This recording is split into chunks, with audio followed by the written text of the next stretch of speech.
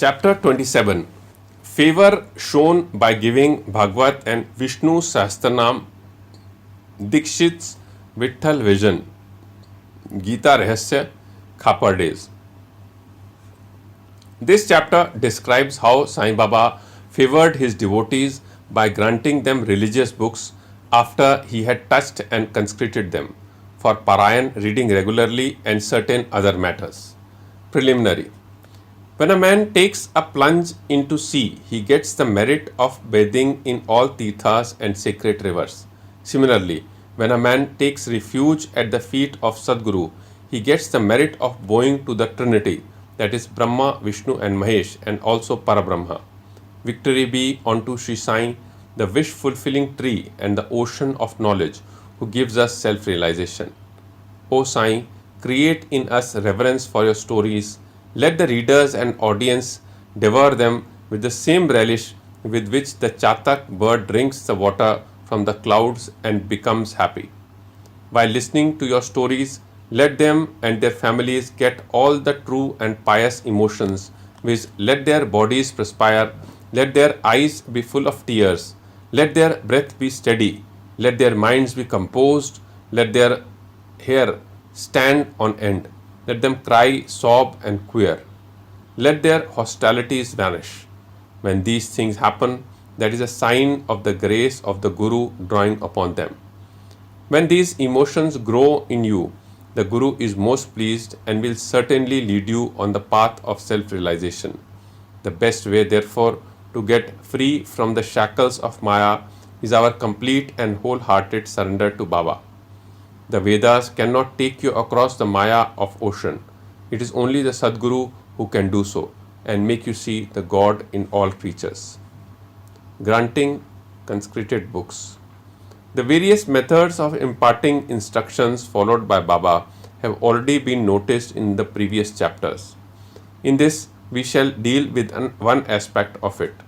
It was the habit of some devotees to take to Baba some religious books of which they wanted to make a special study and to receive the same back from him after they were touched and consecrated by him.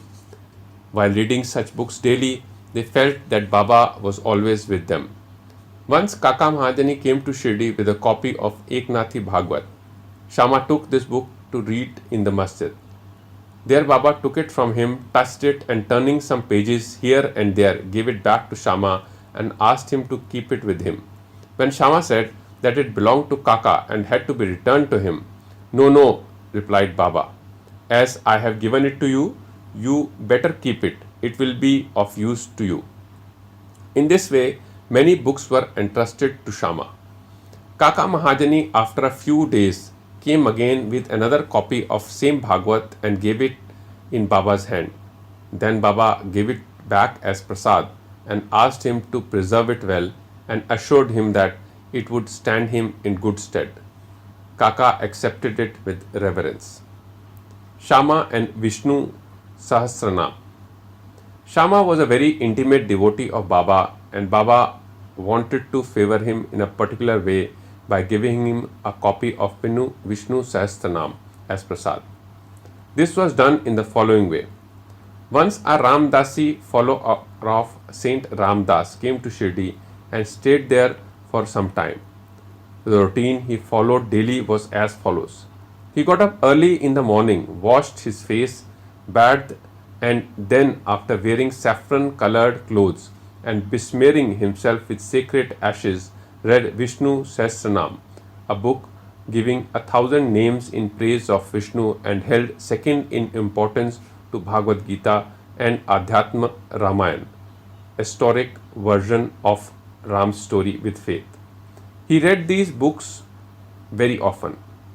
After some days, Baba thought of favoring and initiating Shama with Vishnu Sahasranam.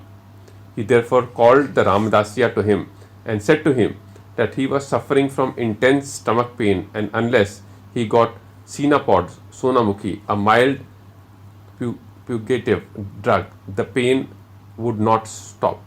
So he should please go to the bazaar market and bring the drug. The Ramdasi closed his book and went to the bazaar.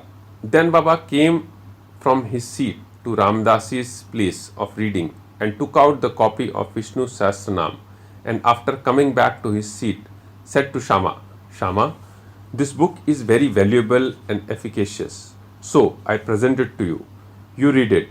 Once I suffered intensely and my heart began to palpitate and my life was in danger. At that critical moment, I hugged this book to my heart. And then, Shama, what a great relief it gave me. I thought that Allah Himself came down and saved me. So, I give this to you. Read it slowly, little by little. Read daily, one name at least, and it will do you good. Shama replied that he did not want it and that the owner of it, the Ramdasiya, who was a bad-tempered, obstinate and irritable fellow, would certainly pick up a quarrel with him. Besides, being a rustic himself, he could not read distinctly the Sanskrit Devanagari script text of the book. Shama thought that Baba wanted to set him up against the Ramdasi by this act of his, but he had no idea what Baba felt for him. Baba must have thought to tie this necklace of Vishnu Sahasranam around the neck of Shama, as he was an intimate devotee, though a rustic, and thus save him from the miseries of worldly existence. The efficacy of God's name is well known. It saves us from all sins and bad tendencies, frees us from the cycles of birth and death. There is no easier sadhana than this. It is the best purifier of our mind. It requires no paraphernalia and no restrictions. It is so easy and so effective. This sadhana Baba wanted Shama to practice, though he did not crave for it. So Baba forced this on him. It is also reported that long ago Eknath Maharaj similarly forced this Vishnu Sahasranam on a poor Brahmin neighbor and thus saved him. The reading and study of this Vishnu Sahasranam is a broad open way of purifying the mind, and hence Baba thirsted on his devotee Shama. The Ramdasiya returned soon with Sinapots. Anna Chinchanikar, who was then present and wanted to play the part of Narad, the celestial rishi, who was well known for setting up confrontations between gods and demons, and vice versa, informed him of what had happened. The Ramdasi at once flared up. He came down at once on Shama with full fury. He said that he was Shama who set Baba to send him away under the pretext of stomachache for bringing the medicine, and thus took away the book. He began to scold and abuse Shama and remarked that if the book was not returned, he would dash his head. Shama calmly remonstrated with him, but in vain. Then Baba spoke kindly to him as follows: O Ramdasi, what is the matter with you? Why are you so turbulent? Is not Shama our boy? Why do you scold him unnecessarily? How is it that you are so quarrelsome? Can you not speak soft and tender words? You read these sacred books daily, and still your mind is agitated and your passions uncontrolled? What sort of Ramdasi are you? You ought to be indifferent to all things. Is it not strange that you should possess this book so strongly? A true Ramdasi should have no mamta, attachment, but have samta, equality towards all. You are now quarreling with Shama for a mere book? Go, take your seat. Books can be had in plenty with money, but not men. Think well and be considerate. What worth is your book? Shama had no concern with it. I took it up myself and gave it to him. You know it by heart. I thought Shama might read it and benefit thereby, and so I gave it to him. How sweet were these words of Baba, soft, tender and nectar-like. Their effect was wonderful. The Ramdasi calmed down and said to Shama that he would take Pancharatni Gita in return. Shama was much pleased and said, Why one? I shall give you 10 copies in return. So the matter was ultimately settled. The question for consideration is, why should the Ramdasi press for Pancharatni Gita, a book for which he never cared to know, and why should he, who daily read religious books in the masjid in front of Baba, quarrel with Shama before him? We do not know apportion the blame and whom to blame. We only say that had this incident not happened, the importance of the subject, the efficacy of God's name and significance of Vishnu Sahasranam would not have been brought home to Shama. So, we see that Baba's method of teaching and initiating was unique. In this case, Shama did actually study the book and mastered its content to such an extent that he was able to explain it to Professor Gigi Narke, MA of College of Engineering, Pune, the son-in-law of Shriman Bhuti and a devotee of Baba. Vitthal Vision. One day, while Kaka Sahib Dikshit was in meditation after his morning bath in his vada at Shirdi, he saw a vision of Vitthal. When he went to see Baba afterwards, Baba asked him, "Did Vitthal Patil come? Did you see him? He is very elusive. Hold him fast, otherwise he will give you the slip and run away." Then at noon, a certain hawker came there with 20 to 25 pictures of Vitthal of Pandharpur for sale. Mr. Dikshit was surprised to see that the form of Vitthal he saw in his meditation exactly tallied with that in the picture, and he was also reminded of Baba's words. He therefore bought one picture most willingly and kept it in his shrine for worship. Gita Rahasya. Baba always loved those who studied Brahma Vidya metaphysics and encouraged them. To give an instance, one Bapu Sahib Jog received a post parcel. It contained a copy of Gita Rahasya by Lokmanya Tilak. Taking it under his armpit, he came to masjid and prostrated before Baba. When the parcel fell at Baba's feet, Baba inquired what it was. It was opened then and there, and the book was placed in Baba's hand.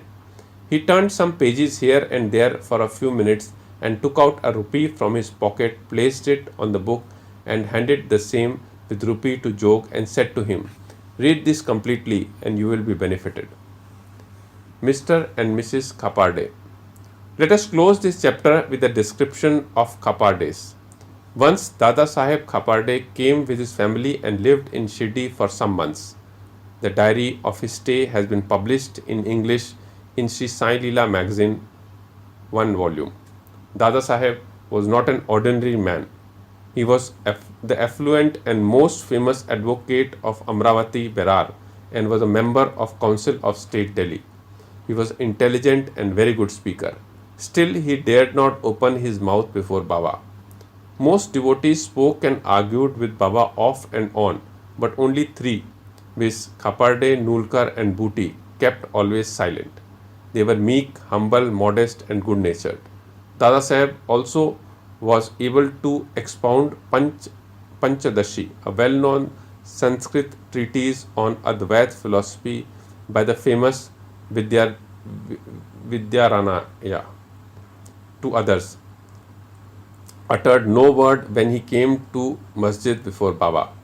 A man, however learned he may be, even in Vedas, fades away before one who has realized Brahma and becomes one with it. Learning cannot stand before self-realization. Dada Saheb stayed for 4 months, but Mrs. Khaparde stayed for 7. Both were highly pleased with their Shirdi stay.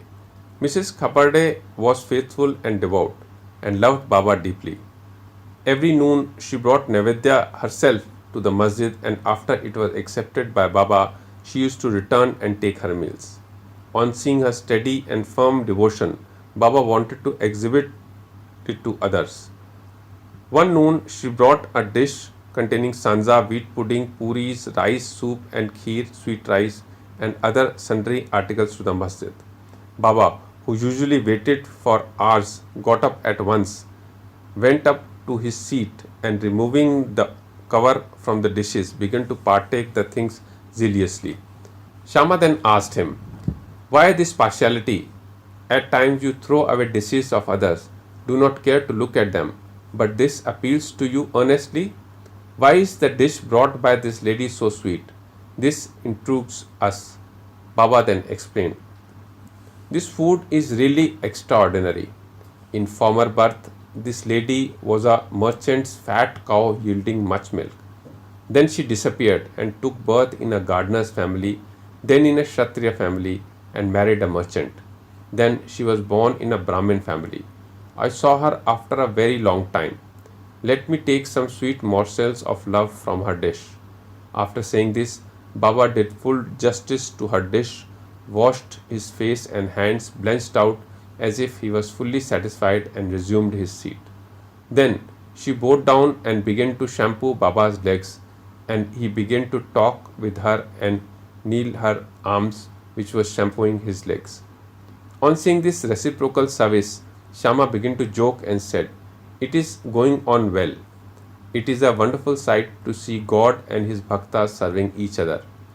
After being pleased with her service, Baba asked her in a low and fascinating tone to chant Raja Ram, then and always, and said, "If you do this, your life's object will be achieved and your mind will attain peace and you will be immensely benefited." To persons unfamiliar with spiritual matters, this might appear as a polite gesture, but really it was not so. It was a case of what is technically called Shaktipat, that is, transference of power from Guru to the disciple. How effective were Baba's words! In an instant, they pierced her heart and remained there. This case illustrates the nature of relationship that should subsist between Guru and the disciple. Both should love and serve each other as one. There is no distinction nor any difference between them. Both are one, and one cannot live without the other. The disciple placing his head at the Guru's feet is a gross or outward vision. Really and internally, they are both one and the same. Those who see any difference between them are yet unripe and not perfect. Bow to Sri Sai. Peace be to all.